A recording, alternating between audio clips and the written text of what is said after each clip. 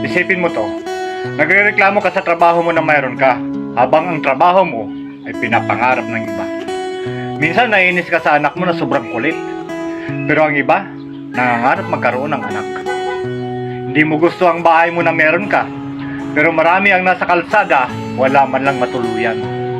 Minsan gusto mong bawiin ang sarili mong buhay, pero ang iba, gagawin ang lahat para lang mabuhay. Minsan kaya hindi ka masaya kasi hinahanap mo yung mga bagay na wala sa'yo. Alam mo, subukan mong tumingin sa paligid mo at makikita mo na napakadaming bagay ang meron sa'yo na pinapangarap ng iba. Huwag mo kasi hanapin ang mga bagay na wala sa'yo. Sa halip, magpasalamat ka sa mga bagay na meron ka. Baguhin mo na ang kaisipan mong ganyan, dahil hanggat di mo binabago ang pag-iisip mo ganyan, hindi ka magiging masaya.